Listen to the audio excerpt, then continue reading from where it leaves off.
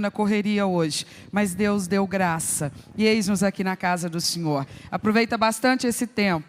A gente gostaria de poder ficar o dia inteiro só por conta disso, né? De cantar a Ele, de orar, de ler a palavra, mas o dia requer de nós atenção para muitas coisas. Por isso esse momento é especial. Nós estamos aqui de corpo e alma, inteiramente voltados para o nosso Senhor. Então que seja assim, toda a nossa atenção para o agir de Deus no nosso meio nessa noite. Abre a palavra, por favor. Carta de Paulo aos Colossenses, capítulo 3, versículo de número 8.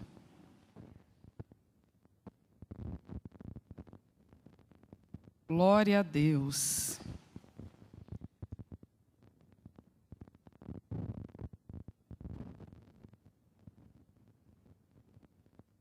Colossenses 3:8. Mas agora, despojai-vos também de tudo: da ira, da cólera, da malícia ou maldade, da maledicência, das palavras torpes da vossa boca. Nós vamos começar a entrar nesse assunto hoje. Feche os seus olhos e ore comigo. Senhor, nós pedimos a Ti, que por sua infinita graça e misericórdia, o Senhor trate conosco nesta noite, por meio desta palavra, da Tua palavra. É o Senhor falando com o Teu povo na face da terra, nos instruindo, nos moldando. Ó Deus, fazendo com que nós sejamos de fato conformados à imagem de Cristo, nosso Salvador. Nós somos discípulos Teus, Jesus. Discípulo é aprendiz. Nós temos que aprender com o Senhor tantas coisas. Então eu te peço que nessa noite o Senhor venha ministrar ao nosso coração. Nos traga a Tua palavra, Deus, com unção e poder, com clareza e profundidade, para que todos aqui, sem exceção, possamos compreender, ó Deus, a Tua verdade, e não ficar nos debatendo com ela, porque nós não somos mais sábios do que o Senhor, nós não temos mais conhecimento do que o Senhor, por isso nós nos prostramos aos Teus pés, e não o Senhor se prostra aos nossos, porque Tu és Senhor, e nós apenas servos do Senhor. E como servos estamos na Tua casa essa noite, ó Deus querido, nos prostrando aos Teus pés, buscando entendimento, buscando compreender a verdade do reino, a filosofia, a ética, a moralidade, o ensinamento do reino dos céus. Treina-nos, amado Espírito Santo, para que sejamos, ó Deus, luz para este mundo e sal para essa terra, conforme a vontade do nosso amado Salvador. Fala conosco para a Tua própria glória, eu te peço, em nome de Jesus, amém. Graças a Deus. Por favor, se acomoda no seu lugar.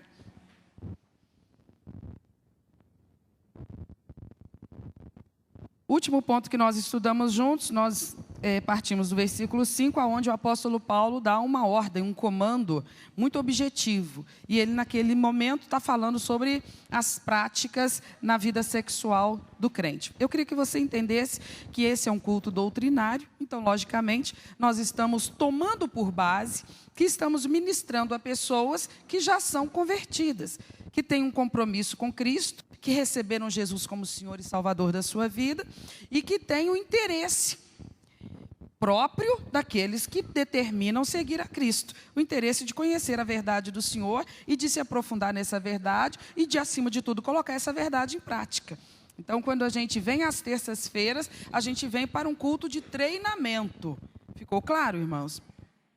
E a gente sabe que isso é uma dinâmica que nós vamos ter que nos submeter a ela até o último dia da nossa vida nessa terra. Não vai chegar um dia que alguém vai dizer assim, agora é o culto de formatura dessa equipe, dessa classe. Já passamos pelo treinamento, não tem mais nada para aprender, e a gente não apenas aprendeu a teoria, como está excepcional na prática. Então vai aqui o diploma de honra ao mérito, porque você está concluído o processo na sua vida. Nenhum de nós vai chegar nesse momento aqui na terra. Quando Ele vier nos buscar para ir definitivamente para a glória, Ele ainda vai nos levar nessa condição de inacabados. Tanto é que Ele, antes de nos colocar para o lado de dentro, Ele vai nos transformar. Porque nossa imperfeição não combinará com a perfeição lá de cima. Então, por mais que a gente fique nessa posição de aprendiz, de discípulo, de alguém que busca o conhecimento e se empenha com seriedade para servir a Deus nessa terra, nós vamos sempre ficar a desejar. Às vezes nós vamos progredir numa área, mas ter grande dificuldade numa outra área da nossa vida. Então, eu acho muito importante que a gente observe que a palavra de Deus trata de todas as áreas da vida do cristão. E por que é importante nós nos posicionarmos como estudantes dessa matéria, como aprendizes dessa matéria? Porque o desenvolvimento de cada um vai ser diferenciado. Alguns vão estar mais empenhados nisso, outros menos. Alguns vão ter grandes resultados em uma área e em outras vão ter alguma falência, alguma queda, algum deslize. Então, nós estamos todos no mesmo barco. Todos nós nos dedicando a aprender as verdades do reino de Deus, colocá-las em prática, não para que Ele um dia, quem sabe, nos salve, mas porque nós cremos, confiamos que Ele já nos salvou. E Ele nos salvou de quê? Ele nos salvou de uma condenação eterna, significa que no dia que nós dermos o nosso último suspiro, o nosso corpo estará sendo velado aqui, depois descerá a sepultura aqui na terra, mas a nossa alma, assim que o último suspiro for dado, ela se desliga do nosso corpo, é a nossa existência imaterial, e ela não fica vagando no espaço e nem procurando outro corpo para ocupar, ela é imediatamente levada para um outro ambiente próprio para a sua permanência e existência. Então, esta alma que estará livre da condenação do inferno, nesse momento será conduzida ao descanso eterno na presença maravilhosa do nosso Senhor. Mas essa é uma salvação que vai acontecer lá na frente, porque graças a Deus eu ainda não morri, você também não, né? Então nós ainda não estamos enfrentando o destino final. Mas existem outros aspectos dessa salvação, embora essa também já seja garantida, sem dúvida nenhuma, outros aspectos dessa salvação que eu já desfruto aqui e agora. Justamente porque o poder de Cristo me libertou daquela condenação, e isto feito significa que me libertou do processo que me levava à condenação, que era justamente uma vida de morte espiritual, em delitos e pecados. Então, essa certeza que eu tenho da minha salvação eterna, quando a alma eterna se desligar do corpo material e morto, essa certeza, ela não vem apenas por uma esperança de, ele prometeu, quem sabe ele vai cumprir. Não, é uma convicção absoluta, porque a palavra diz e ela não mente, e também por evidências que a gente vai tendo no nosso dia a dia, de quanto de fato o Evangelho está transformando a nossa vida. Ele está transformando a nossa pessoa. O Evangelho está mudando a nossa vida em que aspecto? Antes eu era muito pobre, miserável, estava na mendicância, e agora eu vim para Cristo, graças a Deus, eu vivo na prosperidade, até posso compartilhar com quem não tem. É por isso aí que a gente mede a transformação do Evangelho na nossa vida? Não necessariamente. Nós acabamos de cantar. Se Ele faz ou se Ele não faz, Ele está na nossa vida. Se bênçãos temporais vêm ou se bênçãos temporais não vêm, isso não é o que vai provar se Ele está na nossa vida ou não, se a obra dEle está na nossa vida ou não, porque cada caso é um caso, com cada pessoa Ele vai tratar de uma maneira, porque cada pessoa é diferente da outra. Há pessoas que Ele vai conduzir para determinadas situações, outras pessoas Ele não vai conduzir para essas, vai conduzir para outras. Ele é Deus, Ele sabe o que fazer, como fazer na vida de cada um de nós. O que mostra que nós estamos sendo abençoados e transformados pelo Evangelho? É a transformação que acontece dentro de nós, o nosso jeito de ser, essa pessoa que a gente é. Paulo, escrevendo aos Coríntios, ele usa uma expressão que parece bastante clara. Ele diz assim: quem está em Cristo, nova criatura é. Ele está dizendo o mesmo que Jesus falou quando conversa com Nicodemos, está registrado em João capítulo 3. Ele diz assim: necessário vos é nascer de novo, ser nova criatura, andar em novidade de vida. Isso tudo significa a mesma coisa. Significa a obra misteriosa, maravilhosa do Espírito de Deus na vida da pessoa, que abre o seu coração para o Evangelho. É uma transformação que se chama regeneração. Nós somos novamente gerados. Agora há uma vida espiritual vibrante dentro de nós. Nós temos comunhão com Deus. Somos sensíveis a Ele. Nós somos receptivos à palavra dEle. Hoje nós somos, antes nós não éramos, porque estávamos do lado de fora do reino de Deus. Nós não tínhamos presença, permanência, participação no reino de Deus. Nós estávamos cegos e surdos para as verdades do Evangelho, estávamos mortos, como Paulo diz aqui na carta aos Colossenses. Mas o Evangelho que entrou na minha vida e na sua vida, ele não fez meramente o ato de nos mudar de religião. Isso não é o que significa a regeneração. Ele mudou essa pessoa que eu sempre fui, essa pessoa que você sempre foi. Amém, irmãos? Aquela pessoa que nós éramos tinha que mudar, por quê? Porque aquela pessoa estava acostumada a viver rendida ao pecado, às tentações, aos estímulos para o pecado que dominavam a nossa natureza.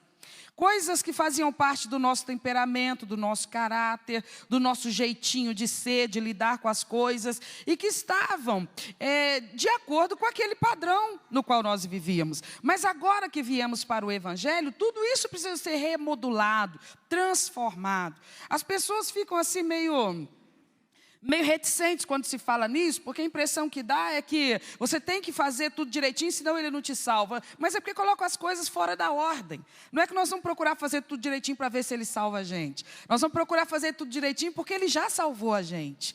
Porque antes a gente não conseguia fazer tudo direitinho. Por que que não? Porque o caminho do homem, ele afasta o homem de Deus e não aproxima. Não é natural uma pessoa em si própria, nos seus próprios conceitos, se aproximar de Deus. Só quem nos atrai à presença de Deus é Ele mesmo. Através do seu Espírito Santo, por meio da palavra, do seu amor e da sua graça. Então, os caminhos que nós levávamos antes do Evangelho estavam nos distanciando de Deus, da comunhão com Deus, da paz com Deus e da vida que Deus determinou que nós vivêssemos nessa terra. Então eu queria que nós entendêssemos essa reflexão a partir desse versículo como aquilo que de fato é. Nós estamos começando a estudar a ética nos relacionamentos.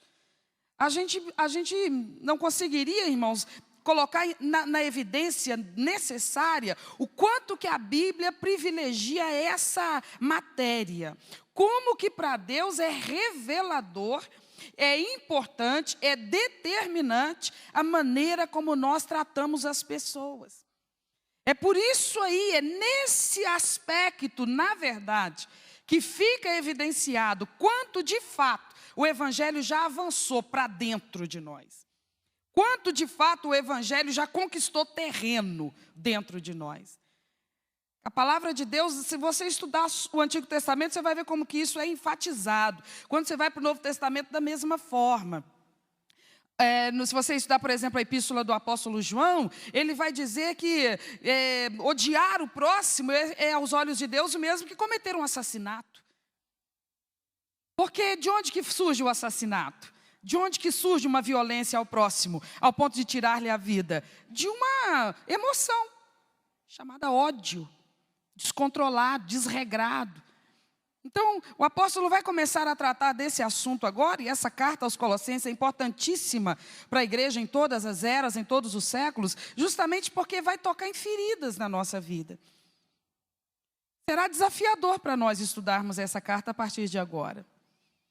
Já foi a partir do versículo 5. Anteriormente a isso foi agradabilíssimo, porque nós estávamos exaltando a pessoa de Jesus Cristo, colocando em evidência que Ele é o centro da fé cristã, a fé cristocêntrica. Por que ela é cristocêntrica? Por que Cristo está no centro? E aí nós fomos vendo devagarinho todas as credenciais do nosso Salvador. E foi tão gostoso, não foi? Estudar a carta aos Colossenses até o finalzinho do capítulo 2. Mas aqui, a partir do capítulo 3, vai pegar pesado com a gente. Pega por quê? Porque o ensino apostólico, o ensino de Cristo e o ensino apostólico, que acaba sendo o mesmo ensino, porque vem da mesma origem do próprio Cristo, não concebeu uma fé cristã que separava crença de comportamento.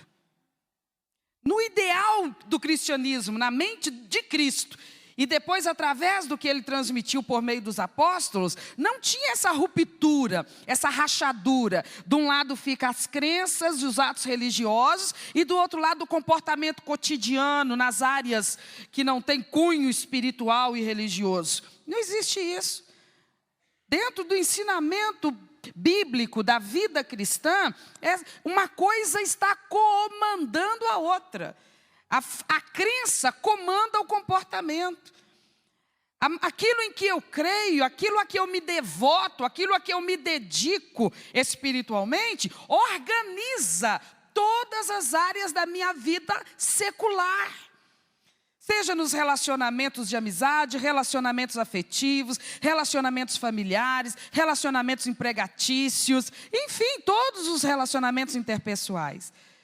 Então é por isso que eu estou te falando que será desafiador nós continuarmos avançando nesse raciocínio que o apóstolo Paulo está desenvolvendo. Alguém é corajoso e vai comigo? Toda terça? De verdade? Glória a Deus. Então, muito bem. O ponto que ele começa, depois de falar das práticas sexuais, ficamos nisso durante 2 semanas, e essa prática nós separamos do que vem a seguir, porque Paulo também fez dessa forma, porque ela estava relacionada à atitude da pessoa, primeiramente para com ela mesma, desonrando a si mesma, agindo de uma forma antibíblica nesta área, creio que ficou suficientemente esclarecido. Mas agora ele vai falar nesse aspecto de como nós vamos tocar no outro, nós vamos lidar com o outro, como nós vamos interagir com o outro, que é nosso companheiro, que é nosso parceiro na face da terra, que vive e compartilha conosco a mesma área e o mesmo tempo na história. Então ele diz aqui no versículo 5, mas agora despojai-vos também. A respeito dos pecados sexuais, ele não mandou despojar, ele mandou mortificar. Agora ele usa outro verbo, ele usa outra expressão. Ele diz assim, agora eu quero conversar com vocês sobre coisas que eu vou chamar de pecados do temperamento. Aí os alunos deveriam ficar muito atentos, como você está aqui agora. E ele começa dizendo assim, em relação aos pecados do temperamento, o comando é o seguinte, despojai-vos deles. O que é despojar, Paulo? Tem o sentido de despir-se, de tirar aquela vestimenta, de substituir aquela vestimenta que está sendo agora inadequada para a sua condição de regenerado, para você então vestir-se de uma nova vestimenta. Então ele vai conversar agora a respeito de como eu reajo. Ele vai falar de uma situação, porque ele inicia citando uma situação onde uma emoção muito forte e muito dominante é conhecida nossa. Ele vai falar de vários estágios e nuances de uma coisa chamada ira. Então ele vai conversar sobre esse assunto sem desconsiderar o fato de que há situações em que a ira é perfeitamente justa e justificada. Porque são situações com as quais você não concorda, com as quais você se ira, por quê? Porque elas estão fora do normal, elas estão fora daquilo que seja justo. Mas o que Paulo está colocando aqui é o seguinte, lembra que nós estudamos na semana passada e focamos o versículo 6, onde ele fala sobre a ira de Deus. E nós chegamos a uma conclusão juntos aqui na semana passada, de que a ira de Deus, da qual o apóstolo Paulo fala, não é um descontrole emocional, não é um ataque de fúria que ele tem quando ele fica descontrolado. A ira de Deus, nós vimos na semana passada, ela se refere ao quê? Justa retribuição. A ira de Deus é perfeita, ela é na medida perfeita. Ela se refere à justa retribuição diante daquele mal feito que agrava a santidade de Deus. Aquele mal feito com o qual Deus não pode concordar. E que ele enviou o Salvador para nos livrar do quê? Justamente da ira dele. Porque os nossos pecados provocam a ira dele. Então, para que ele não nos fulmine com a sua ira, com toda a justiça, ele então nos oferece essa possibilidade de escapar da ira dele. Mas só tem uma possibilidade, é através da pessoa de Jesus Cristo. Agora Paulo vem falar não da ira de Deus, que é perfeita, que é a justa retribuição. Ele vai falar da minha ira, da sua ira.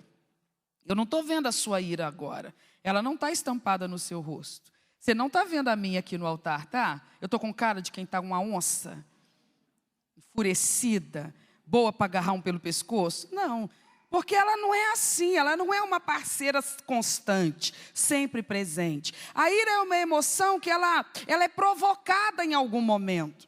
E quando ela é provocada, ela nos transtorna.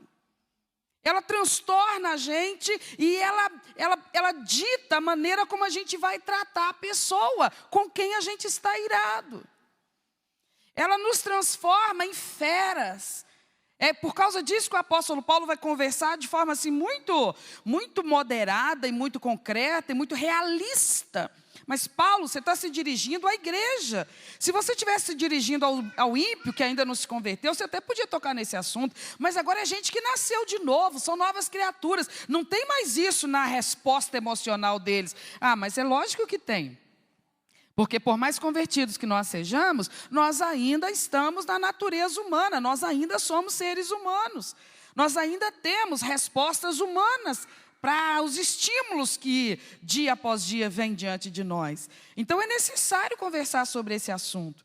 O apóstolo Paulo então inicia usando essa palavra, ele fala: mas agora despojai-vos de tudo. Ele fala do primeiro estágio, ele fala da ira. É uma resposta imediata. Aquele espasmo de ódio, de ira, de raiva.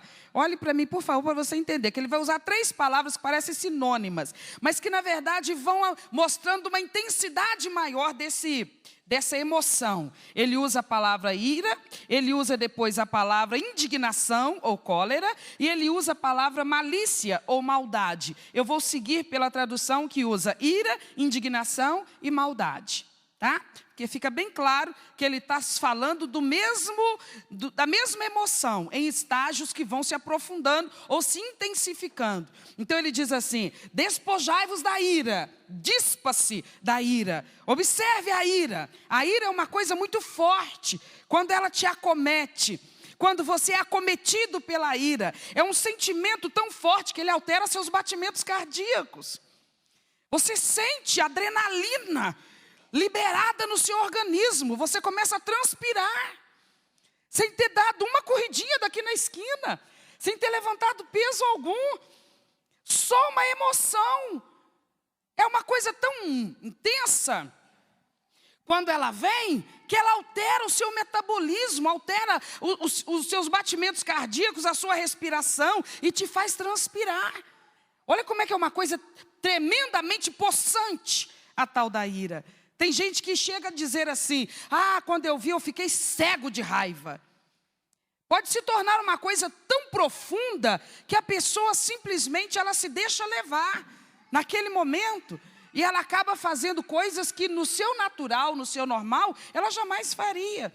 Ela é capaz de violência, ela é capaz de agressividade, ela é capaz de um furor, aonde ela agride, aonde ela fere, aonde ela maltrata. E tudo isso porque ela está sob o domínio de uma emoção humana, mas que não pode dominar o ser humano. Lembre-se que Paulo está conversando com pessoas regeneradas. Paulo, não deveria Deus, não deveria Jesus Cristo, não deveria o Espírito Santo, assim que a gente se converte, já dá um jeito nisso para a gente? E fazer tudo e aí a gente já fica livre disso? Poderiam, mas não é assim que funciona. Ele nos instrui, ele nos ensina e ele joga na nossa responsabilidade esse autocontrole. Mas eu não vou dar conta disso. Ele sabe que sozinho nós não vamos dar. Por isso é que ele se dispõe a estar conosco todos os dias até a consumação dos séculos. Por isso é que ele se dispõe a nos ajudar. O meu Espírito te ajuda nas suas fraquezas. Nós não temos desculpa. Não tem um argumento que a gente possa usar e dizer: está vendo? Se o Senhor tivesse, assim que eu converti, tirado de mim esse gênio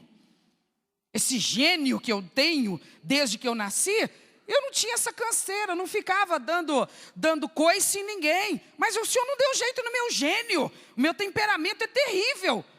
Aí ele vai devolver para mim e dizer assim: esse é um problema teu. Teu gênio é um problema teu. Teu temperamento é uma responsabilidade tua. Mas eu não vou dar conta, sozinho não. Mas eu tenho todas as ferramentas para te ajudar. Faça uso delas. Por que o Senhor já não bota essas ferramentas em ação automaticamente? Porque nada eu faço na tua vida automaticamente. Tu participa de todas as etapas no processo. Pega a ferramenta. Cadê a ferramenta? O Espírito Santo está aqui, pega. Eu preciso do fruto do Espírito. Está aqui, pega. Mas eu achei que o Senhor já ia logo botando na minha vida e acionando e a coisa funcionar. Mas não é assim que Deus age conosco. É um processo onde todo o tempo nós estamos conscientemente agindo na direção do Espírito Santo e nos entregando ao agir do Evangelho. Porque o Evangelho nos resgatou e continua nos resgatando todos os dias. Todos os dias nós não acabamos de cantar. Senhor, vem e me resgata. Quando? No dia que eu me converter, uma única vez, me resgata todos os dias. Do quê? Da doença, Senhor, porque eu não aguento sentir dor. Bebé, de que mais a gente quer que Ele nos resgata? Me resgata do desemprego, meu Pai, eu tenho conta para pagar. Tranquilo, busque esse resgate então. E do que mais a gente precisa? É uma pena que a gente só foque nas coisas temporais. E elas vêm sobre nós e vêm para a nossa vida, porque Deus é cuidadoso com o seu povo na terra. Mas existem outras coisas que nós deveríamos buscar também. Senhor, me resgata desse temperamento. Eu sei, Senhor, que não vai ser automático, não vai ser mecânico, vai ter que eu interagir, eu vou ter que ceder, eu vou ter que ceder. Mas eu quero isso, eu quero essa obra na minha vida. Se nós quisermos, se nós desejarmos, o Espírito Santo de Deus vai nos levar a progredir nessa experiência de transformação do nosso jeito de ser. Porque só assim nós vamos mudar o nosso jeito de viver. Então, primeiro tem que mudar o que eu sou, para depois mudar o que eu faço. E às vezes a gente fica tão, sabe, confortável e tranquilo e pensando assim, nossa, como eu mudei, como assim? Mudei? Depois que eu vim para o Evangelho, eu fumava, eu bebia, eu fazia, eu acontecia, não faço mais nada disso. Ótimo, parabéns para você. Mas não é só essas coisas que precisam mudar. Que ser humano que eu sempre fui. Vamos lembrar, antes da gente se converter, que ser humano que a gente era. Talvez alguém aqui vai ser corajoso e vai falar assim, eu era do tipo explosivo. Do tipo explosivo, sabe aquela pessoa que eles falam que tem pavio curto? Era eu. Alguém tem coragem de dizer que era assim? Muito bem. Então você sabe do que eu estou falando. Você sabe o que era aquele velho homem. Aquela natureza era assim. Quando uma coisa vinha e pisava no seu calo, quando acontecia alguma coisa fora daquilo que era a sua vontade ou o seu interesse, enfim, acontecia alguma coisa que te aborrecia, você não sabia enfrentar aquilo com paciência, com calma. O sangue fervia. A gente virava bicho. A gente começava a agredir. Era assim, o nosso eu in natura era assim. Paulo falou assim, isso combina com novas criaturas? Fala a verdade. Agora você foi ganho para o reino do amor. Como é que você vai sair estapeando e berrando e agredindo e ofendendo todo mundo? A título de que, dá o desconto por favor, é porque eu estava nervoso. Não tem desculpa, porque agora aquele que é o Deus de amor habita dentro de nós. Como que Ele pode habitar dentro de nós e concordar com esse nosso jeito de agir e de reagir? Lógico que Ele não concorda. Por isso Ele diz, agora não, agora você vai aprender um jeito diferente de lidar com as coisas. Então, Senhor, eu vou te pedir uma coisa. Porque eu não quero te aborrecer, eu não quero te desacatar. Então, o Senhor faz o seguinte, não deixa nada me fazer raiva. Que aí eu não vou ficar com raiva. Já viu quando você vai ao médico? E o médico conversa com você 1 hora e ele escuta tanto suas reclamações, ele te examina da cabeça aos pés e ele fala assim, olha, eu vou dizer para você, normalmente para a senhora. Eu vou dizer para a senhora, não tem nada. A senhora não tem doença nenhuma. Ô doutor, o senhor está querendo levar uns pescoção? Eu sei que eu estou mal, eu sei que eu estou ruim, eu sinto 1000 coisas. E ele vai dizer, pois eu estou dizendo para a senhora, clinicamente a senhora não tem nada. Então qual que é o meu problema? O problema da senhora é o seguinte, a senhora não pode passar raiva. Ninguém pode aborrecer a senhora. Porque na hora que aborrece a senhora, acontece esse estrago aí. Aí a senhora ou implode ou explode. Ou a senhora, então, aguenta toda aquela carga de insatisfação, de ira, e acaba calado, engole aquilo, mas aquilo te destrói suas células, destrói a saúde das suas células. Você vai adquirindo tantas doenças, que a senhora está do jeito que a senhora está aí, ó. Sabe, a senhora está com situações que vão se somando. Um mal se soma a outro mal, que se soma a outro mal. E a senhora vai virando esse elemento, essa figura, que não tem prazer de viver, não tem alegria de viver. Porque a senhora está implodindo. Ou então a senhora explode. A senhora perde a razão, perde o controle, fica cega de ódio e faz lenha, faz o que não deveria fazer. Então a senhora só tem uma solução. A senhora não pode passar raiva. A senhora não aprendeu a lidar com isso. A senhora tem quantos anos mesmo? Ah, eu já estou beirando 60. Pois é, mas a senhora não aprendeu a lidar com esse negócio da raiva. E quem é que não precisa aprender a lidar com esse negócio da raiva? Se esse é um lugar onde as pessoas nos aborrecem, nós aborrecemos pessoas. Ou nós somos apenas vítimas o tempo todo? Pessoas nos irritam, mas nós também irritamos pessoas. Então quem na face da terra precisa aprender com um negócio chamado ira? Todos nós. Porque é impossível que a gente viva nessa terra uma vida sem qualquer aborrecimento, sem qualquer motivo para ficar irritado. Então Paulo está dizendo, você tem que se despir de uma ira descontrolada. Então quando alguém me irritar, não é para eu ficar irritado. Quando alguém me fizer raiva, não é para eu ficar raiva, para eu sentir raiva. Então porque eu sou crente, agora eu deixei de ser humano. Não é isso que Paulo está dizendo. Ele está dizendo, você não pode mais concordar que essa emoção te domine, como dominava antes.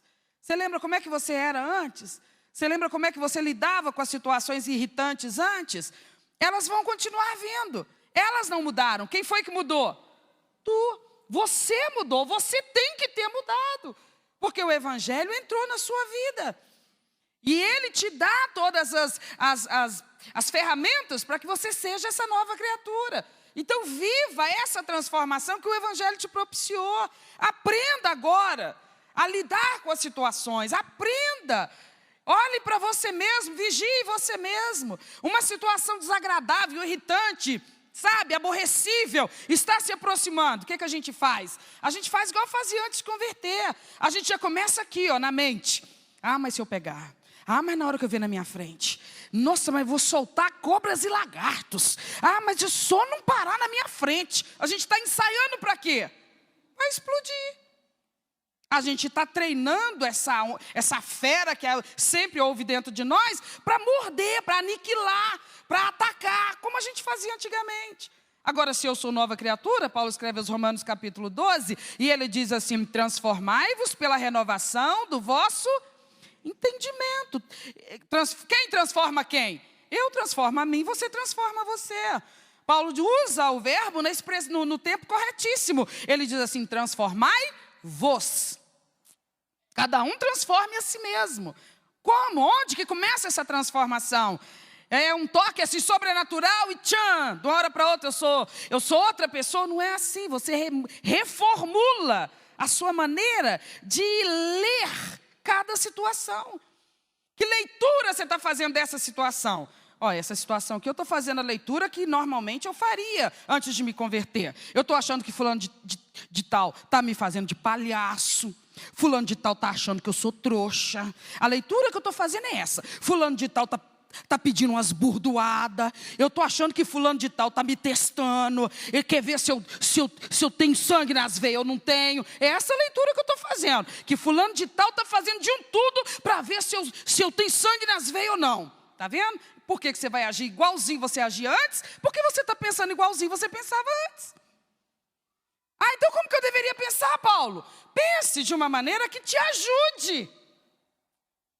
Mas fulano de tal está fazendo. Mas faça uma leitura que te favoreça. Se fulano de tal tem intenções perversas, é você que vai ter que dar conta disso? Não, isso é problema do fulano de tal. Você mal dá conta dos seus problemas. Você tem que lidar com a sua reação à atitude do fulano de tal. O fulano de tal ele está realmente cheio de más intenções. Problema dele. O que ele quer? Ele quer briga. Quando ele chegar em mim, o que ele vai encontrar? Ele vai encontrar a minha calma, a minha paciência, a minha paz. E eu só vou dizer para ele, se tu levantou com vontade de brigar, tu vai brigar sozinho. Porque eu estou determinado a não brigar contigo. Aí, eu vou pensar assim, não, mas aí é que ele vai fazer graça comigo mesmo. Porque se eu partir para cima já vai ser complicado. E se eu der essa recuada, aí é que ele vai aproveitar. E aí é que ele vai fazer de mim capacho. Não se esqueça, Deus é fiel. E Deus costuma exaltar os que se deixam humilhar. Então, se eu mudo a minha leitura do que está acontecendo, eu favoreço a mim mesma. Eu vou reduzindo aquela onda de ira que estava tomando conta de mim. Eu vou aplacando ela. Não é que eu vou aplaudir o que a pessoa está fazendo, concordar com o que a pessoa está fazendo e dizer que eu estou adorando o que a pessoa está fazendo. Não é nada disso. Eu simplesmente vou delimitar o dano do que a pessoa está fazendo comigo. O que a pessoa está fazendo comigo? Está me prejudicando? É verdade, está me prejudicando. Mas eu vou botar uma cerca, um limite, até onde ela vai conseguir me prejudicar. Ora, se você não percebe, essa pessoa vai tomar seu emprego. Ela pode até conseguir me causar esse dano. Mas eu não preciso permitir que, além disso, ela também consiga roubar a paz do meu coração, me levar a ter uma explosão de ira, me levar a agredi-la fisicamente. Eu não preciso aceitar a provocação dela. É disso que o apóstolo Paulo está falando. Nós ainda estamos num território onde esses estímulos que favorecem o nosso desgoverno, o nosso desequilíbrio emocional, vão continuar acontecendo. Jesus esteve aqui na terra e ele passou por essas coisas todas. E nos deixou exemplo. Então nós precisamos entender que ser discípulo de Jesus Cristo é mais do que frequentar uma igreja evangélica. É ser e agir como Jesus em toda e qualquer situação. Mas aí, gente, os crentes, coitadinhos, então, eles vão virar saco de pancada de todo mundo. Ora, Deus não nos permite usar o ódio, a ira, a ferocidade como ferramenta de combate, mas Ele coloca outras ferramentas na nossa mão. A sabedoria é uma delas. Sabedoria que é neutralizada, impedida de fluir, se nós estivermos dominados pela ira. Salomão, escrevendo um dos provérbios, ele diz assim: a palavra branda aplaca o furor. A palavra branda, o que você me diria que é isso? Uma palavra branda, uma palavra suave, uma palavra sem agressividade. Não é aquela filosofia do bateu, levou, vem quente que eu estou fervendo. Isso aí é maligno, gente. É nessa filosofia que as pessoas vão. E por isso é que elas não se seguram, elas não aguentam muito provocação. Por mínima provocação já estão explodindo. Mas não é isso que a palavra ensina. Ela diz assim: a palavra branda aplaca o furor. O furor está vindo, a pessoa está vindo querendo te devorar, querendo detonar contigo. Ela te pegou para Cristo, ela resolveu que vai te prejudicar. E humanamente falando, você deveria pagar na mesma moeda. Mas você não opera mais no humano, você opera no espiritual. Aí você enfrenta aquilo com o quê? Com paz. Você sabe o que a pessoa está ali falando, despejando tudo que é desaforo na sua cara, e ela não vê a hora de você voar nela, porque ela só está esperando isso para ela te encher de pescoção, de bolacha. Você fica quieto no seu canto, aí você espera um momento que ela parar para respirar e fala: você gostaria de um pouquinho d'água? Porque a sua goela deve estar seca, você quer que eu pego? E sai correndo. Fala e sai correndo, isso é meio perigoso. Mas o que Salomão está dizendo é o seguinte: se a pessoa em fúria vier contra você, mas encontrar em você equilíbrio, serenidade e humildade, o mais provável é que ela vai se sentir envergonhada. Ela vai perdendo o impulso, porque ela conta com uma reação sua. A pessoa que quer briga, a pessoa que quer te provocar, ela já está prevendo uma reação sua. E ela precisa dessa reação. Ela está provocando essa reação. E ela depende dessa reação. Para que a ira com que ela está tomada chegue aonde ela quer que chegue. Ela não quer que essa ira simplesmente te aborreça, te chateie. Ela quer que essa ira te destrua. Mas ela precisa da sua ajuda para isso. Então ela prevê uma reação sua. Ela já estuda você e ela já escolhe as palavras e o comportamento que vão te provocar. Então ela já tem uma previsão, mais ou menos com uns 10 minutos que eu estiver ali falando na cabeça dela, ela vai explodir. Surpreenda! Se você não cooperar com aquela explosão dela, ela não vai ter outra escolha. Senão muito sem graça, virar as costas e cuidar da vida dela. É disso que o apóstolo Paulo está falando. Você tem que decidir, porque não tem como blindar o crente na terra, para que ele não seja provocado, para que ele não seja tratado dessa maneira irritante. Não tem como. E às vezes não é nem um ímpio que faz isso, é outro crente. Aí depois, qualquer hora, a gente conversa sobre isso. Não tem como blindar o crente, só porque eu sou crente, se eu cuido de mim nessa terra, não deixo ninguém me fazer raiva, não. Isso não existe. Não peça o que ele não prometeu para fazer. Então nós temos que nos treinar para quando a situação vier. Agora, por exemplo, você está com muita raiva? Não. Então agora dificilmente você voaria no pescoço de alguém. Mas fala a verdade, tem situações que tiram a gente do sério. Então a gente precisa entender que isso é coisa seríssima. Porque se nós não nos controlarmos nestas situações, nós estaremos agindo contra o testemunho de verdadeiros cristãos. E a gente fica pensando, isso aí é coisa que qualquer um faz. Não, isso é escândalo para o reino de Deus. Tanto quanto um adultério um roubo isso também é escândalo. Porque não é isso que a palavra de Deus nos ensina. Então aquela situação onde a provocação ocorre e eu sinto esse espasmo emocional forte, eu preciso decidir dentro de mim. Vai vir porque eu sou humano e quando acontecer eu vou te falar, vai me dar vontade de... Mas eu não vou lá. Porque agora eu tenho um caráter que presta obediência à palavra de Deus. O meu comportamento agora precisa se ajustar à palavra de Deus. Por isso Paulo diz, despoje-se da ira, não vista essa roupa. Significa que se você ficar irado em alguma situação, isso é pecado? Não. Nós somos humanos e há situações que vão nos provocar a ira. Mas Paulo escrevendo aos Efésios, ele diz uma coisa muito clara. Ele diz, irai-vos, mas não pequeis. Parece assim, parece um contrassenso. Como é que uma pessoa pode estar irada e não pecar? Pode. Pode e deve. Não, então deveria Deus eliminar a possibilidade de ira da nossa frente. Isso não vai acontecer, não aqui na terra. Mas o comando fique irado. Há situações que vão te deixar irado. Mas ainda que sob a ira, não peque.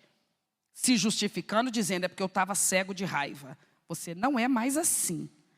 Você não é mais assim. O velho homem era assim, você não é mais assim. Não pode ser mais assim. Porque o que está dominando e predominando sobre a sua vida hoje é o espírito de paz, não de contenda. É o espírito de amor, não de ódio. Amém, irmãos? Ele continua no versículo 5, e ele fala do próximo estágio dessa ira. Se eu não aplaco ela logo no começo, ela vai se tornar uma indignação. Se essa ira, ela brota num momento por causa de uma provocação, tem um momento em que ela nasce, tem um momento em que ela é gerada. Tem um instante em que essa ira, esse ódio, ele nasce dentro da gente. Então, se nesse momento eu conseguir superar essa situação, não me deixar dominar, ótimo. Graças a Deus. Passou, tirei aquilo do meu coração, tirei aquilo da minha cabeça. Deus me deu graça, me deu sabedoria, me concentrei, busquei em oração silenciosa, busquei direção do Espírito Santo. Ele me ajudou, eu me controlei, deu tudo certo, acabou. Ou às vezes, ainda que eu não vou explodir e não vou agredir, mas eu vou guardar um rancor dentro de mim. A partir do momento em que aquela ira foi gerada. Eu consegui me conter e não extravasar esta ira, agredindo, devolvendo na mesma moeda. Mas eu retive essa emoção dentro de mim.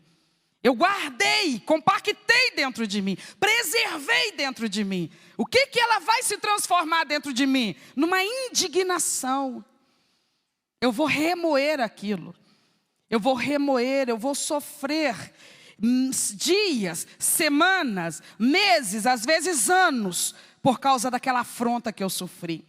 Eu vou me sentir tão marcada, tão martirizada, tão agredida naquele momento, que eu vou capturar aquele momento na minha lembrança, e eu não vou deixar aquilo ficar no passado nunca. Aquilo vai estar todo dia presente, presente, presente, como se tivesse acabado de acontecer, como se tivesse acabado de acontecer. Eu vou acordar todos os dias e a primeira coisa que virá ao meu pensamento será aquela afronta. Será aquele laço que me armaram? Será aquela situação que tanto me prejudicou? Eu me tornarei refém desse ódio, refém dessa fúria, refém dessa ira. Isso se chama indignação. Eu vou me sentir vítima. E eu vou continuar apanhando do mesmo jeito que eu apanhei naquele dia, naquela situação. Aquilo não aconteceu nunca mais. Aconteceu só um dia, aconteceu só um minuto. Mas como eu capturei no meu imaginário, eu não superei. Aquilo continua me martirizando, me machucando. E eu choro toda vez que eu falo daquilo, toda vez que eu pensar naquilo, toda vez que a imagem vier na minha memória, toda vez que alguém citar o nome daquela pessoa, eu vou sentir essa mágoa, eu vou sentir esse sofrimento. Isso vai gerar dentro de mim uma doença emocional. Não adianta, meus amados irmãos. Nós vamos estar aqui na terra agredindo e sendo agredidos emocionalmente. Porque o convívio entre os seres humanos, ele nos expõe a isso. Como é que eu faço para ninguém nunca me aborrecer? Eu não posso conviver com ninguém, então. Eu vou me isolar. Eu vou me tornar um eremita, vou viver lá no alto de uma montanha lá. Deus me livre e guarde, pensa bem. Aí a gente vai pensar assim, não, aqui pelo menos ninguém me maltrata. Isso é vida, gente? Foi para isso que Deus nos criou? Não. Então, se eu tenho relacionamentos, eu estou me expondo. Relacionar-se com as pessoas é se expor. Mas também elas estão se expondo a nós. Porque nós também não somos anjos o tempo todo. A gente também fere. A gente não é apenas ferido.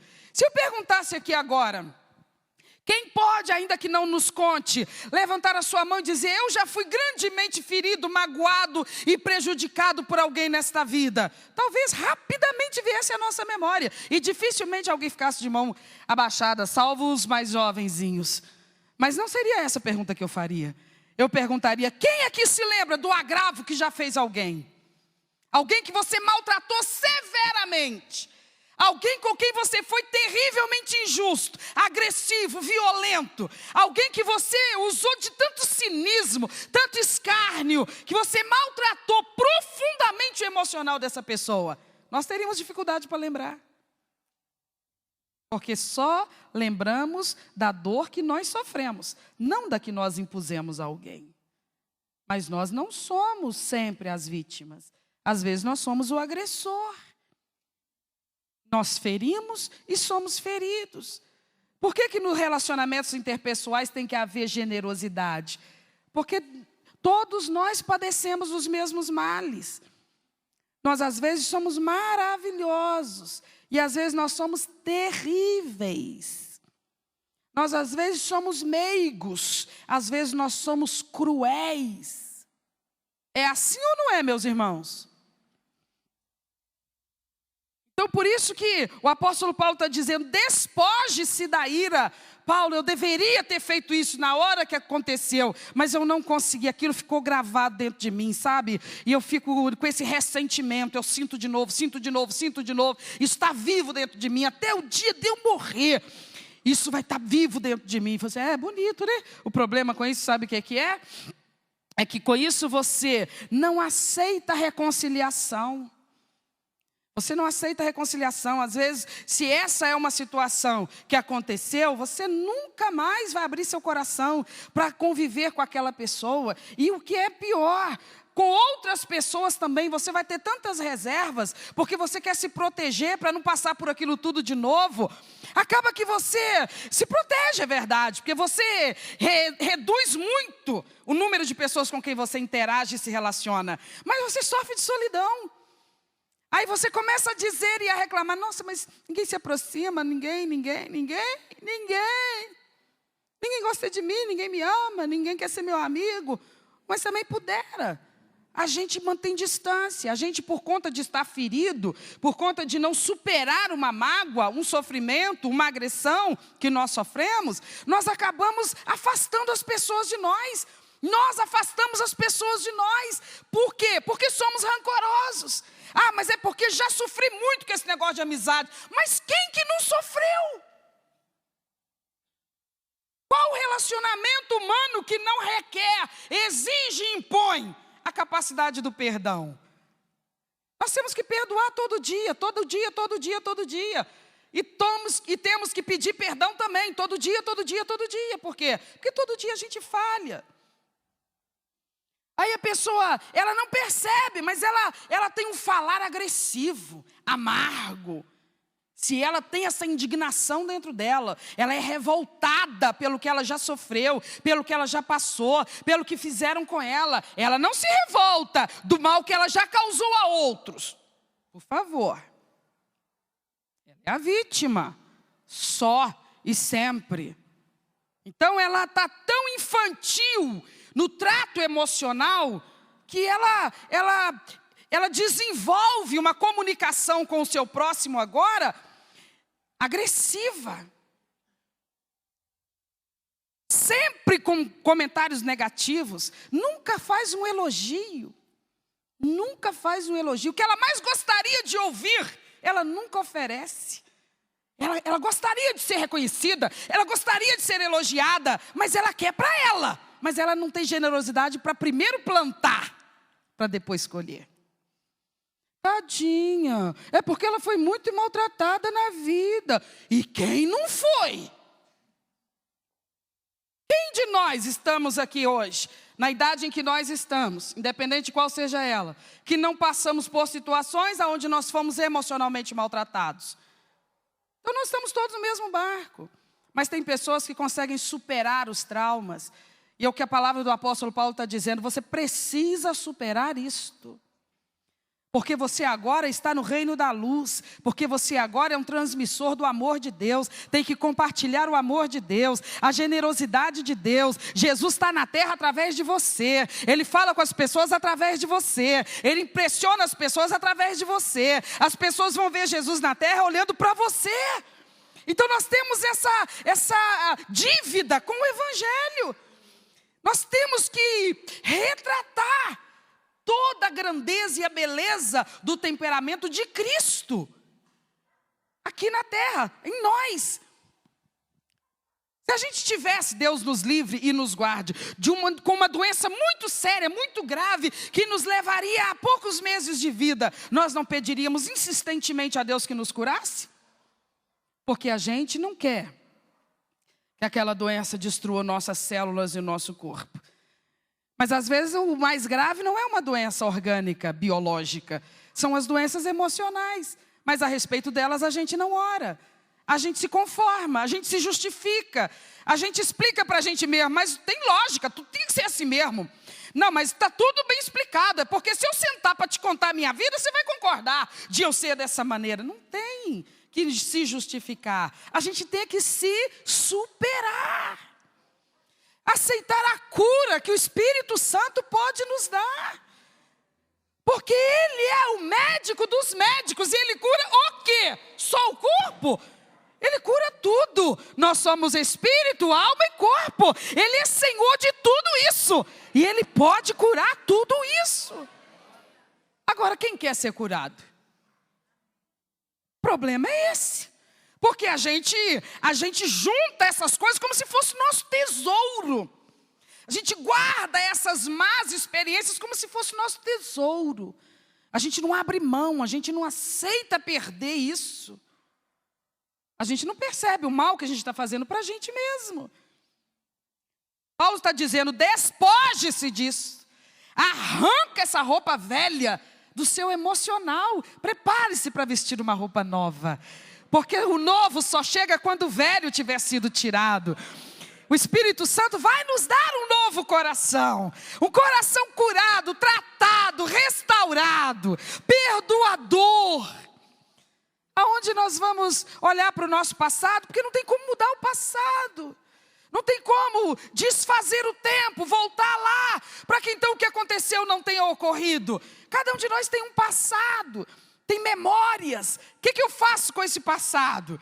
Eu carrego ele porque não tem como. Ele faz parte da minha história. Ele faz parte da construção dessa pessoa que eu sou. Mas tem um detalhe. Ele tem que ficar no lugar próprio dele, no passado. Passado significa que passou. O salmista escreve, ele diz assim: grandes coisas fez o Senhor por nós. Por isso, para que o Senhor faz grandes coisas para a gente? Para a gente ficar alegre. Que pai não gosta de ver seus filhos alegres? Meus filhos, quando entram pela porta, imediatamente na hora que eles entram, eu olho para o rosto deles. E eu sei como é que eles estão. Ah, como eu fico satisfeita quando eles chegam com um sorriso no rosto.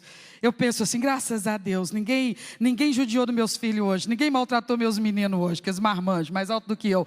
Mas eu penso assim, eles passaram o dia inteiro fora de casa, trabalhando, estudando, enfim, eles interagindo com tantas pessoas, mas eles chegaram, o semblante deles está tranquilo, graças a Deus. Eu gosto de ver meus filhos bem. Se eu, que sou uma mãe tão imperfeita, me sinto assim, imagine Deus, que tem por nós um amor que nós nem imaginamos. Que amor é esse? Ele tem prazer de nos ver alegres, bem. Deus nos livra de demônios, Deus nos livra de doenças biológicas, Deus nos livra de agressores pela rua fora, mas tem uma coisa da qual Deus precisa da nossa ajuda para nos livrar, é de nós mesmos, é do nosso apego às coisas que nos deixam mal. A gente precisa concordar com o agir do Espírito Santo em nos libertar da ira e da indignação. Mas eu queria que nunca tivesse acontecido. Deixa de ser criança.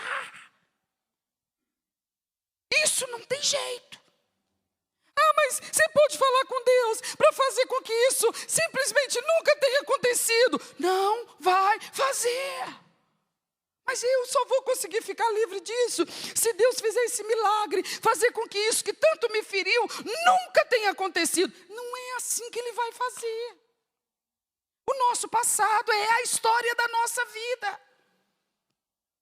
Que teve momentos dificílimos, mas foi só pedreira, gente. Vamos ser justos com esse Deus que tem cuidado de nós, desde que nós estávamos no ventre da nossa mãe. Foi só pedreira até hoje? Não. Nós tivemos muitas alegrias nessa vida até o dia de hoje. Nós tivemos muita gente boa no nosso convívio, não foi? Muita gente nos tratou na palma da mão. Muita gente foi anjo de Deus na nossa vida. Muita gente Deus levantou para nos ajudar nos momentos dos nossos flagelos, das nossas maiores dificuldades. Pensa aí, tenta lembrar aí. Quantos enviados de Deus chegaram na nossa vida na hora certinha, com uma palavra, com um gesto. Oh, Deus cuidou de nós, gente. Mas pastor, o que fizeram comigo? Fizeram, mas Deus não deixou que aquilo te destruísse. E por que a gente não prefere lembrar e reviver as coisas boas? Porque só as coisas que nos feriram. Isso é o velho homem. Ele se autodestrói. Mas nós somos novas criaturas. Nós agora não pensamos mais como o velho homem. Nós não temos mais o prazer de ser os coitadinhos da fita. Não, nós temos prazer de ser aqueles que somos mais do que vencedores. Se alguém chegar perto de nós com uma conversa de coitadinho, de alimentar nossa autopiedade, coitado de tu, você está nesse hospital. Você, filho, eu vim aqui para servir meu Senhor. Você está achando que esse probleminha que o médico falou aqui, que está no rim, no fígado, no estômago, sei lá onde, você acha que isso é problema para Deus? Ele só me trouxe aqui porque tem gente para eu falar de Jesus aqui dentro. E eu não poderia vir porque eu tenho meus meninos para cuidar, minha casa para limpar. E então eu não tenho tempo de vir no hospital. Ele falou assim, eu vou te botar lá uns 2, 3 dias para tu servir o reino. Aí eu vou lá, de quarto em quarto. E o médico fica doido comigo. Senhora, a senhora tem que estar de repouso. Filho, um dia a morte vai chegar para esse corpo aqui, ele vai descansar o resto do tempo. Mas agora eu estou aqui para trabalhar. Não, senhora, a senhora aqui é paciente. Eu é que estou aqui para trabalhar. Faça o seu serviço, mas o meu o senhor não pode fazer. Então, por favor, me libere. Eu tenho que ir no quarto do lado. Porque o Senhor, meu Deus, me falou que eu tenho que ir lá levar uma palavra para aquela mulher. Eu tenho que ir lá levar uma palavra para aquele homem. Então o crente não tem que sentir autopiedade, porque o nosso Deus está no controle de tudo na nossa vida. Mesmo quando coisas parecerem adversas, espere a história acabar. Você vai ver que tudo, no final das contas, cooperou para o bem daqueles que amam a Deus. Aleluia! Louvado seja Deus. Nós não vamos, é claro, pedir desgraças. Claro que não. Mas nós vamos estar conscientes de que esse mundo é lugar de aflições. Mas as aflições não nos assustam, porque até elas Deus reverte em bênçãos para nós e para os que conosco estiverem. Amém, irmãos? Eu imaginei mesmo que eu não ia conseguir trazer tudo que eu tinha preparado para hoje. Mas eu só quero ler um exemplo bíblico antes que a gente encerre. Está lá em Gênesis, capítulo de número 27.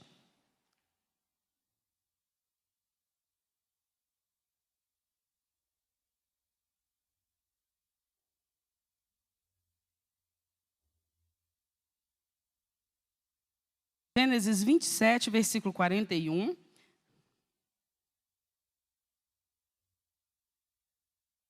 Vamos. O texto diz assim: e Esaú odiou a Jacó por causa daquela bênção com que seu pai o tinha abençoado. E Esaú disse no seu coração: chegar-se-ão os dias de luto do meu pai, e eu, meu irmão. Ele prometeu que ia fazer o quê com o irmão dele? Matar. O que estava dominando o coração dele nesse momento? O ódio, a ira, a fúria. Você conhece a história, né? Ele tinha realmente sofrido um agravo. Alguém vai virar e falar assim, mas olha, também, né? Com o que o irmão dele fez com ele, está justificado esse ódio? Não, está explicado. Ele não estava com raiva à toa. Ninguém fica com raiva à toa, né? Os maridos estão me ouvindo? Os maridos acham que as mulheres ficam com raiva à toa. Nós não somos doidas, somos, irmãs?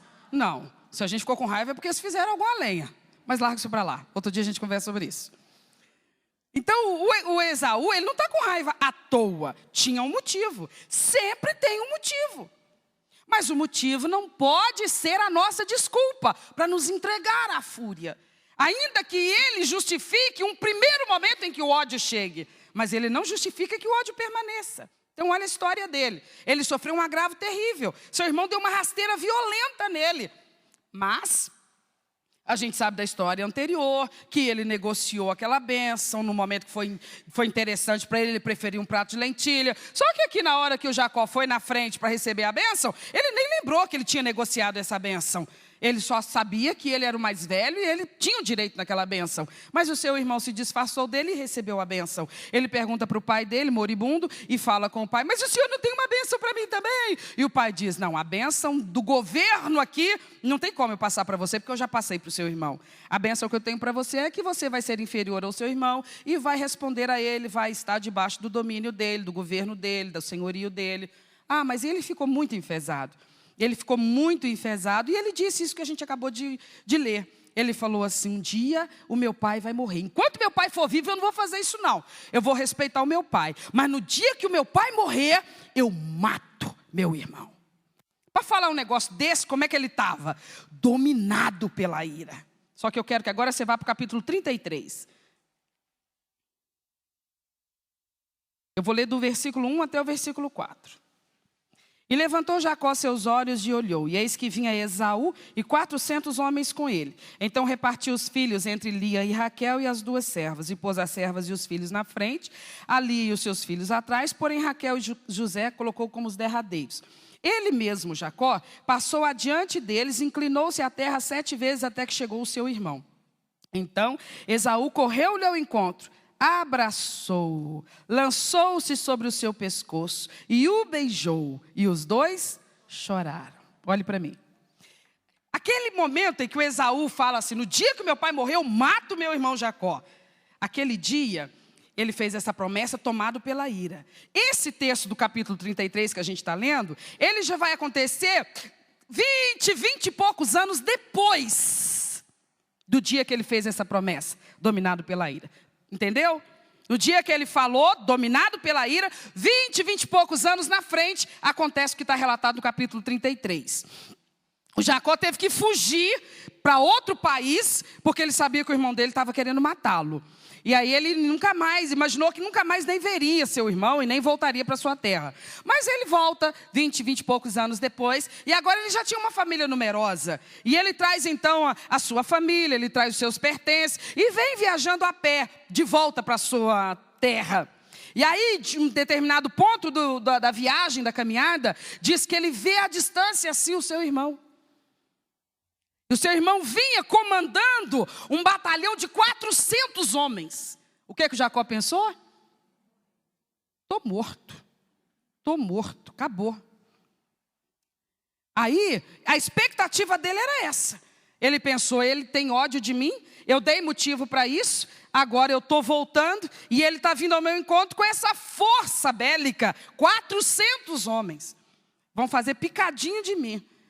E ele foi com gestos de humildade, foi se curvando diante do seu irmão até chegar perto do Esaú. Mas ele não sabia como é que seria. Ele imaginava, não sei se vai ser um golpe de espada, se vai ser uma pedrada na cabeça. Eu sei que ele vai acabar comigo hoje, porque ele tem ódio de mim, ele tem ódio de morte contra mim. Só que a palavra de Deus diz que quando Esaú se aproximou do seu irmão, ele surpreendeu o seu irmão. Ele deu uma demonstração de superação. Versículo 4. Então Esaú correu ao encontro do Jacó. Imagina a cena. O coitado do Jacó, tremendo na base, imaginando de que jeito que vai ser. Vou sofrer muito, vai ser doloroso, vai ser rápido, vai ser lento. Como é que vai fazer comigo? Quando pensa que não, Esaú sai correndo na direção do Jacó.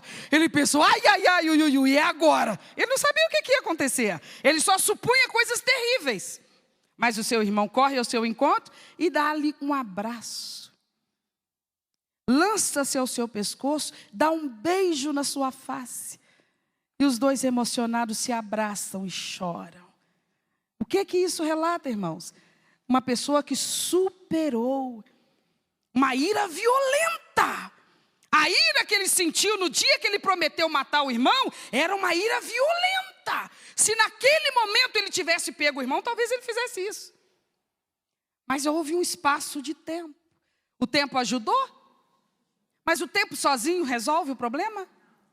Houve uma postura do Esaú. Houve uma decisão do Esaú.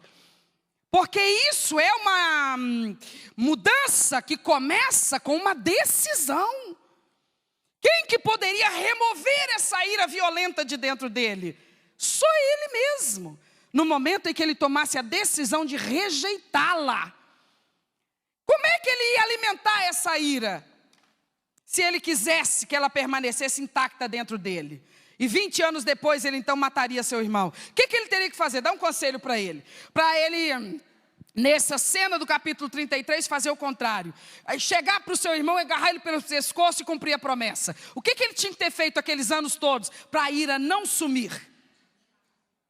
Tinha que manter aquilo vivo. Tinha que manter vivo na memória dele. Ele tinha que pensar nisso assim que ele acordasse, todas as manhãs. Ele tinha que virar o dia pensando nisso, ele tinha que dormir pensando nisso. É assim que você mantém a ira viva dentro de você. Ah, não, mas eu não quero a ira. Então mata ela, para de alimentar ela. Qual que é a comida da ira? Qual que é o alimento para as péssimas emoções? Os pensamentos, a lembrança, porque é na mente que aquilo continua vivo. Porque o fato só aconteceu uma vez. Mas na mente da pessoa, acontece todo dia, toda hora. Então alimenta a sensação, alimenta a emoção. E a pessoa vai sendo consumida e destruída. Esaú tem pouca coisa boa para nos ensinar, mas essa é uma coisa muito boa. O tempo e a atitude. Pastor, mas eu sou um ser humano, me fez raiva, eu fico com raiva. Lógico, mas o tempo precisa ir diluindo isso. Ora, se ontem alguém pisou no meu calo, na hora que pisou... Mas hoje, gente, já passou 24 horas, eu continuo sentindo tanta dor quanto senti naquele momento. Não é normal. Já passou uma semana, eu continuo sentindo a mesma coisa. Está fora do padrão. Não, na hora eu ter gemido de dor, tudo bem. Mas já passou um ano. A mesma dor? Eu preciso dar um choque de lucidez nas minhas emoções. Eu preciso brigar com as minhas emoções, chamá-las à razão. perguntar para mim mesma: mas até hoje? Mas até quando? Como assim? Mas é porque o coitadinho, para com isso. Você só vai viver uma vez nessa terra. Desfruta a vida, perdoe, porque você também falha com alguém. Você não é anjo, não. Tu é cheio de deficiências também. Tu também já agrediu alguém. Então você procure lidar com as suas emoções, por mais justificáveis que elas sejam, mas bote limite nelas. Explique para você mesmo: isso hoje está denso, está grosso, está intenso, mas isso vai raliar, vai diluir, vai raliar, até não sobra mais nada. Porque eu sirvo um Deus que me cura, que me guarda, que me protege. Eu não posso ter uma alma doente dentro de mim. Isso é porta aberta para demônios, isso é porta aberta para Satanás. Isso tira a paz da vida da pessoa. Que o Espírito Santo esteja falando conosco aqui nessa noite. Porque a igreja precisa ser uma comunidade sarada, curada. E essas coisas dependem de nós arregaçarmos as mangas e dizermos para Deus, para o Espírito Santo: Senhor, eu quero isso para mim. Fica de pé no seu lugar, nós vamos orar.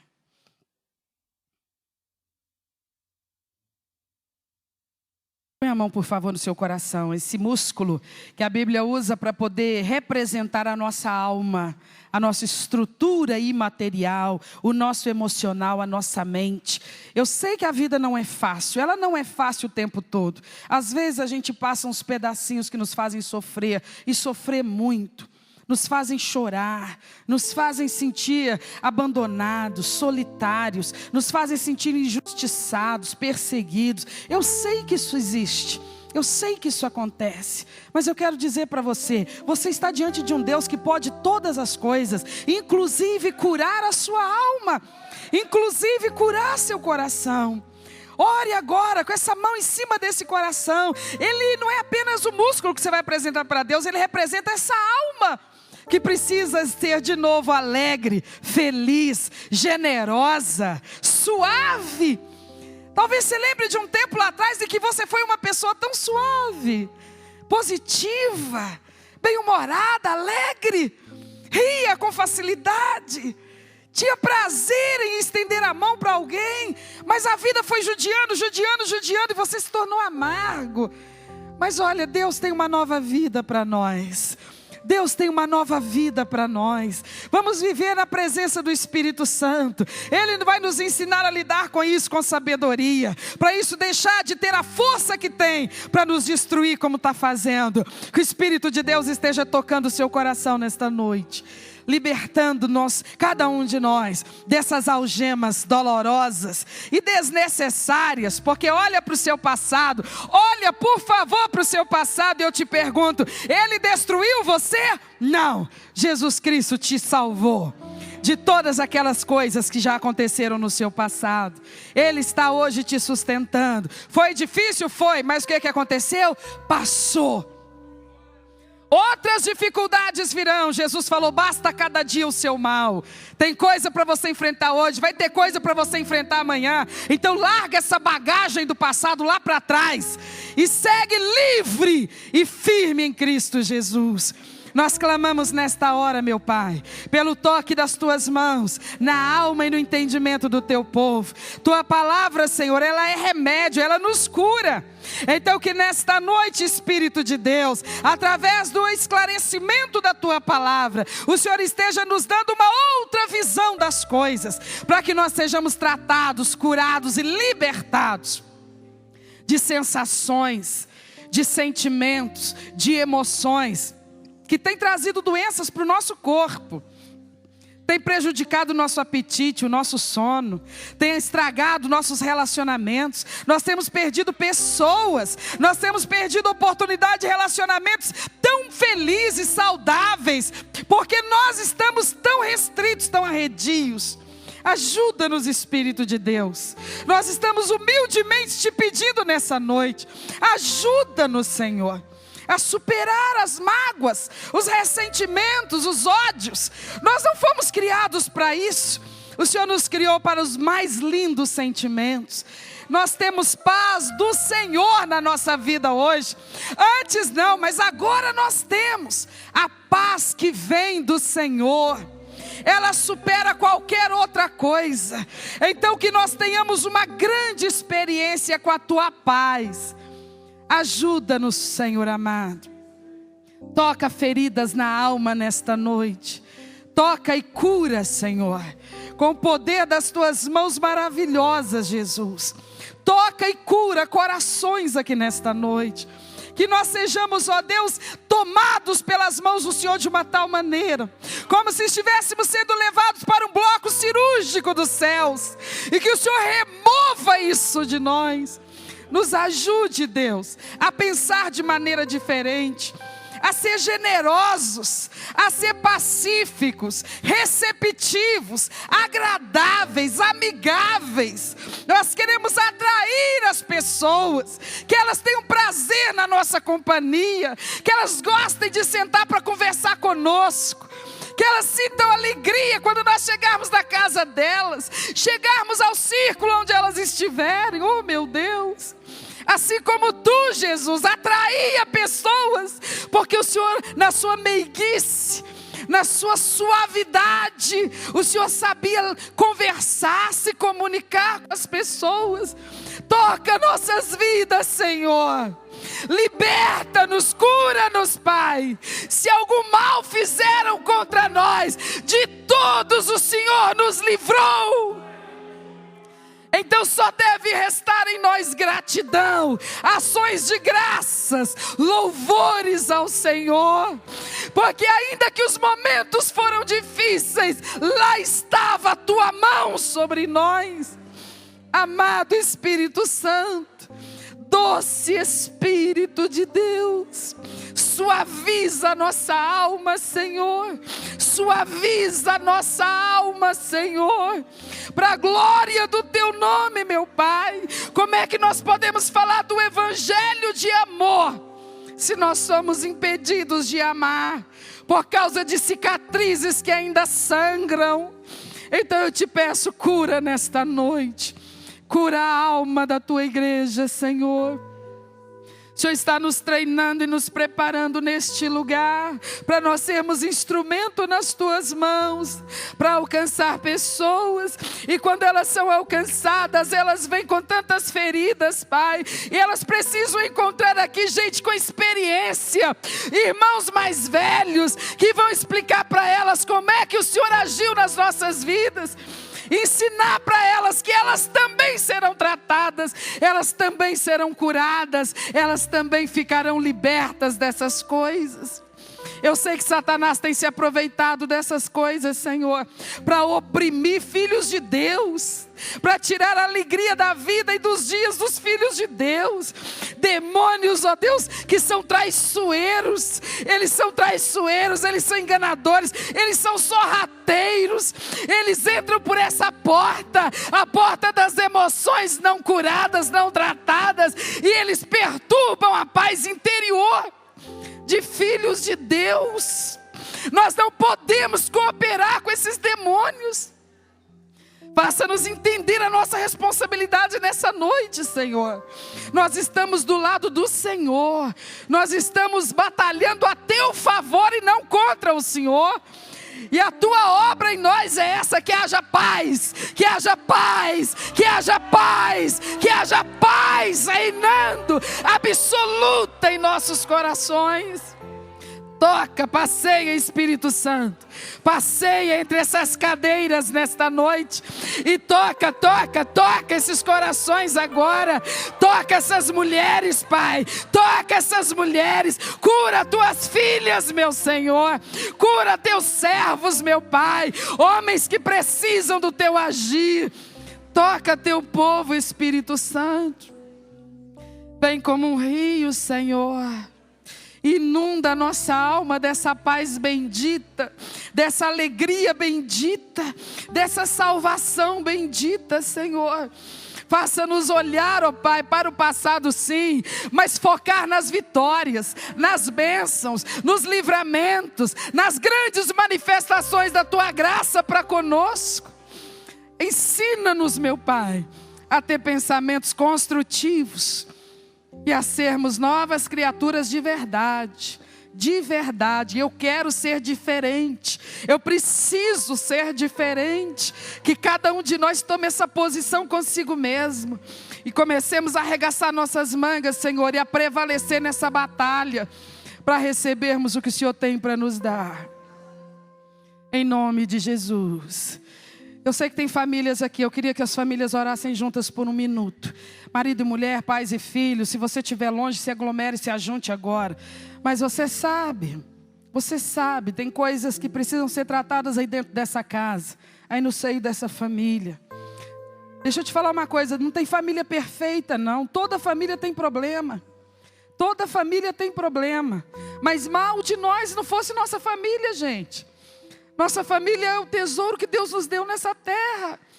Pessoas que são especialíssimas para nós. Ore um pelo outro agora. Peça a Deus que ajude. Se você sabe que o outro passa por problemas emocionais, ore por ele. Não fica só julgando na cara, não fique só cobrando. Ore por ele, interceda por ele, clame por ele. Se você ofendeu, se você feriu, é hora de pedir perdão, é hora de se aproximar de Deus e agir como um verdadeiro servo do Senhor.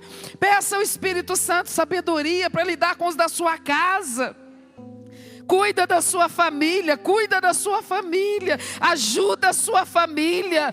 Não adianta a gente estar correndo atrás do mundo inteiro e desprezando a nossa família. Não adianta a gente estar estendendo a mão para o mundo inteiro, mas a gente ser sem generosidade dentro da nossa casa. Não agrada a Deus nós sermos tão bonzinhos com os de fora, mas truculentos com os de casa. Abre teu coração para a tua família.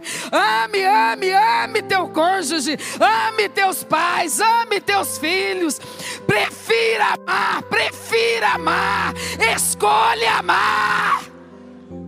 É decisão, igreja. Comportamento é decisão. Decida que essa pessoa é importante para você, que ela é especial para você. Prefira conversar com ela com suavidade. Prefira se comunicar com suavidade. Prefira se comunicar com suavidade. Não agrida a sua família. Não agrida a sua família. É presente de Deus para você. É presente, cuida, porque Deus pedirá contas um dia. Ore pela sua casa, para que haja paz na sua família. Tu és o Deus da família, Senhor, e nós rogamos a Ti. Cure famílias aqui nesta noite. Cure rancores, cure mágoas. Mude comportamentos, meu Pai. Que sejamos pessoas zelosas, que estamos cuidando uns dos outros dentro da nossa casa. Que entendamos que estamos ali para servir, não para ser servidos. Cada um pensando dessa maneira, Pai, todos serão bem cuidados dentro da nossa casa.